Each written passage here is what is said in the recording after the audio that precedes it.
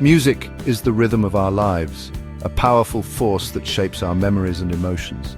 A single song can transport us to a different time, connect us to others, and express what words cannot. Music is a universal language, breaking down barriers and building bridges. But how does music travel from the artist's mind to our ears? The answer: the music player.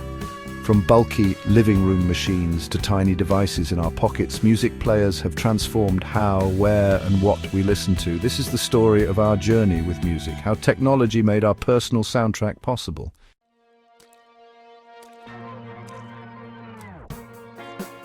Imagine a world where music was only live, no recordings, no replays, just fleeting moments.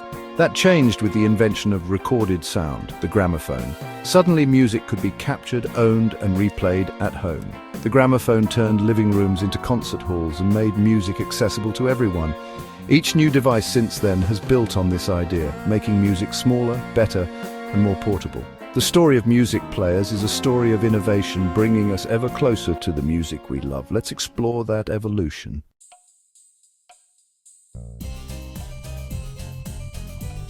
It all began with Thomas Edison's phonograph, a machine that could record and play back sound. Edison saw it as a business tool, but others saw its potential for music.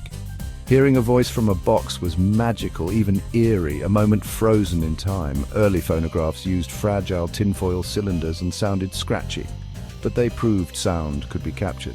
Emil Berliner improved on Edison's idea, inventing flat discs that were easier to mass produce.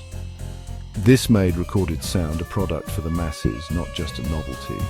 The stage was set for music to enter every home. The genie was out of the bottle. Music would never be the same.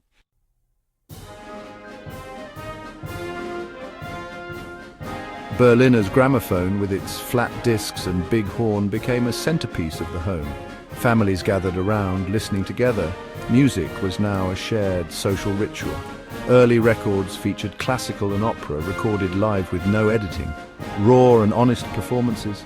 Listening required effort, winding the crank, changing records, paying close attention. The gramophone made music a cherished event, not just background noise. It democratized music, bringing it to people everywhere. The ritual of listening became part of the magic.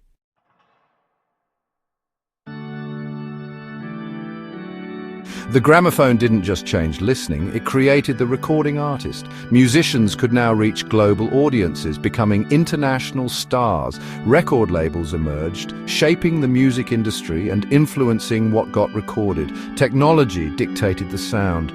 Early records favored vocals and mid-range instruments. Music became a possession, a new form of cultural currency. The revolution had begun, one spinning record at a time.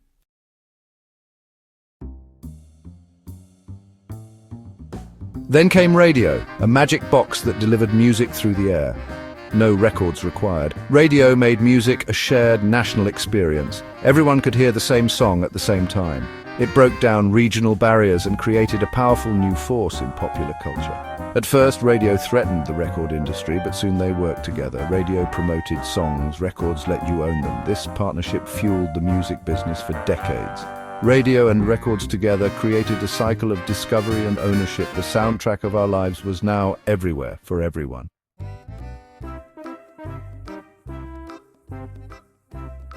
Shellac records were fragile and noisy, holding just a few minutes of music. After World War II, vinyl arrived, lighter, quieter, and more durable. In 1948, Columbia introduced the 33 1/3 revolutions per minute LP, letting artists create full albums. RCA Victor answered with the 45 revolutions per minute single, perfect for hit songs and jukeboxes. The LP and 45 found their own places, shaping how we listen to music forever.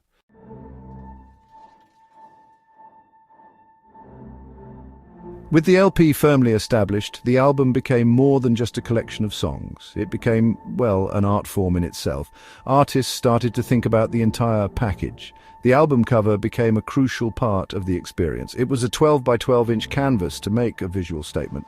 Think of the iconic covers of the 1960s and 70s, the Beatles, Sgt. Pepper's Lonely Hearts Club Band, or Pink Floyd's The Dark Side of the Moon. These weren't just simple portraits of the artists. They were intricate, mysterious, and beautiful works of art that drew you into the music before you even dropped the needle on the record. The music itself also became more ambitious. Artists started creating concept albums where all the songs were linked by a central theme or story. The Who's Tommy told the tale of a deaf, dumb and blind kid. Marvin Gaye's What's Going On was a soulful meditation on war, poverty and social injustice. These albums were meant to be listened to from start to finish, in the correct order. They were musical novels. This elevated pop music to a new level of artistic respectability. It was no longer just disposable entertainment. It could be serious, challenging art that had something important to say about the world we live in. This golden age of the album created a new kind of listening ritual. You would bring a new record home from the store, carefully slit open the shrink wrap and slide the glossy black disc out of its sleeve. The smell of the vinyl and the cardboard was part of it. You would place it on the turntable, clean it with a special brush, and gently lower the tone arm. Then you would sit down, maybe with the lyric sheet or liner notes in your lap, and just listen. You would study the album art, read the credits, and absorb the entire experience. It was a deep, focused engagement with the music and the artist's vision. This era cemented the idea of a personal music collection. People's record collections became a reflection of their personality and taste. Visiting a friend's house often meant flipping through their LPs. It was a way to get to know someone on a deeper level. Your collection said something about who you were, what you believed in, and what tribes you belonged to. Were you a folk fan, a rock fan, a jazz aficionado, or a soul brother? Your shelves of vinyl told your story. Music wasn't just something you listened to, it was a part of your identity, proudly displayed in your home for all to see.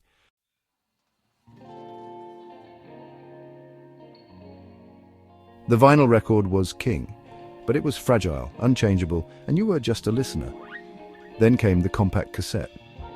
Suddenly, you could record your own mixes at home. You became a creator, a curator, a DJ of your own universe. The mixtape was a personal statement, a love letter, a unique artifact you could share. It changed how we shared music, connecting people one C90 cassette at a time.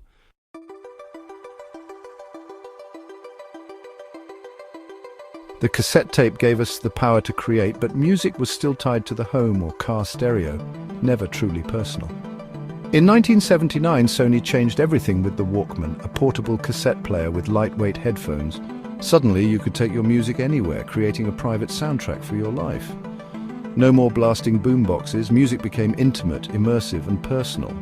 The Walkman wasn't just a gadget, it was a cultural icon that empowered a generation.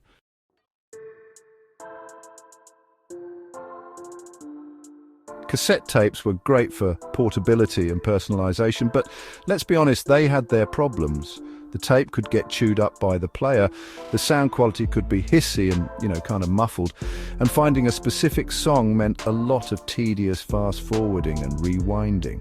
The music world was ready for the next leap forward. It arrived in the early 1980s looking like something from the future. It was a small, shiny, rainbow-colored disc. It was the compact disc, or CD. It promised something revolutionary, perfect sound forever. It was digital, it was clean, it was the sound of progress. The CD was a totally different beast. There was no needle, no groove, no tape. A laser read the digital information, a series of ones and zeros encoded on the disc. This meant no hiss, no crackle, no pop. The sound was crystal clear. The dynamic range was huge, from the quietest whisper to the loudest explosion of sound. For many people, hearing a CD for the first time was a revelation. It felt like a veil had been lifted from the music. It was a pristine, almost clinical sound that was a world away from the warm, sometimes fuzzy sound of vinyl or the compressed sound of a cassette. This new format also brought incredible convenience. CDs were smaller and more durable than LPs, but their biggest trick was the ability to skip directly to any track you wanted instantly. No more carefully lifting a tone arm, no more waiting for the tape to wind. You could jump from song 1 to song 8 with the press of a button. This changed the way we listened to albums. While concept albums still existed, the temptation to skip the songs you didn't like became much stronger. The album became less of a sacred linear journey and more of a menu of individual tracks to choose from. The music industry loved the CD. They saw a golden opportunity. People had spent decades building their vinyl and cassette collections. Now, the industry could convince them to buy all their favorite albums all over again in this new superior format. And well, it worked. The 1990s saw a massive boom in CD sales. Record stores were filled with racks and racks of shiny plastic jewel cases. The CD became the dominant format for music for nearly 2 decades. It represented the peak of physical media, offering high-quality sound and user-friendly convenience in one neat package. It was the last great physical format before the digital storm that was to come.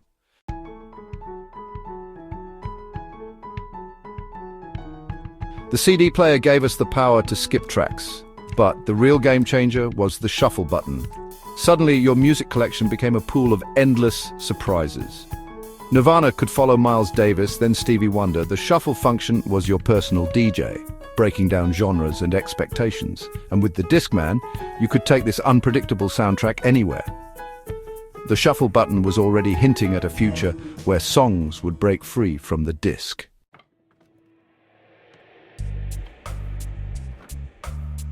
For decades, music was a physical thing, a groove on a record, a charge on a tape, a pit on a disc. You had to own the object to own the music. Then came the MP3. Suddenly a song was just a file, easy to copy, share and send across the world. Services like Napster let millions share music freely, changing everything. The very idea of owning music shifted, from a physical object to an invisible file.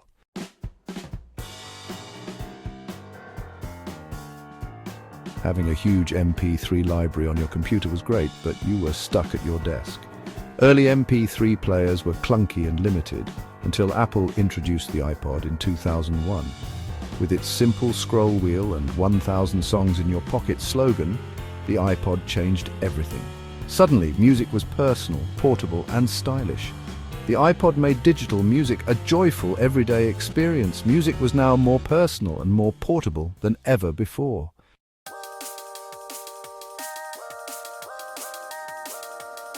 The wild west of illegal downloading couldn't last forever. The music industry was bleeding money and artists were worried. Apple saw an opportunity. In 2003, they launched the iTunes Music Store, selling songs for 99 cents each, legally. Suddenly you could buy just the hit single, not the whole album. It was simple, affordable, and legal. The digital storefront changed music forever. The iPod and iTunes put a music library in your pocket, but you still had to own the files and your collection was limited by your hard drive and wallet.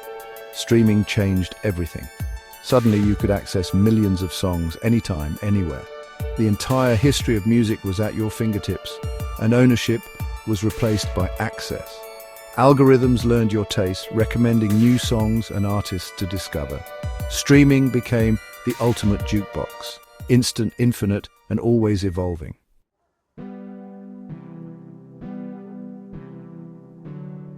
While streaming was changing how we got our music, another device was changing where we listened to it. The iPod was a fantastic music player, but it was still just a music player. You had to carry it alongside your cell phone, your camera, and maybe a PDA.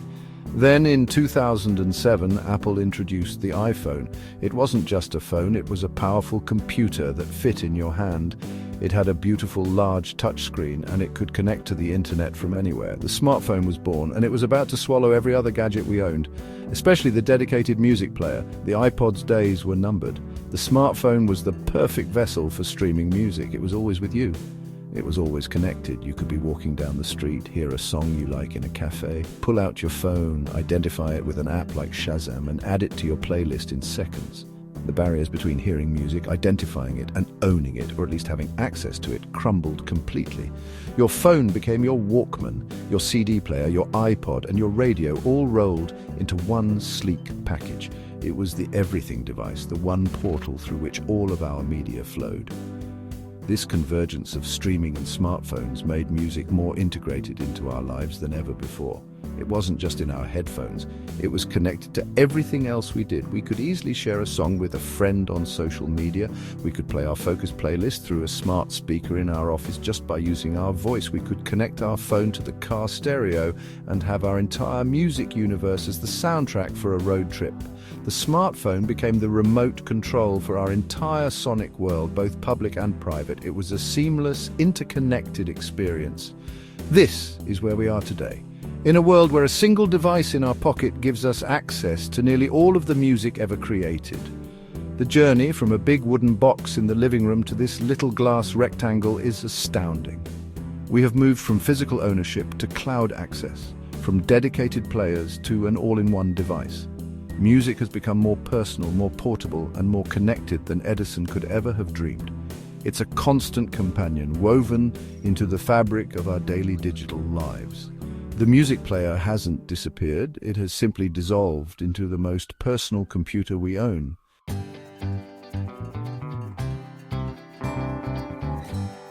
From gramophones to streaming, music has evolved from rare treasure to ever-present companion. Each new player made music more personal, portable, and woven into our lives. Today, our devices are portals, curators, and social connectors. The future promises even more immersive, adaptive, and shared experiences, but one thing is certain: the beat will go on.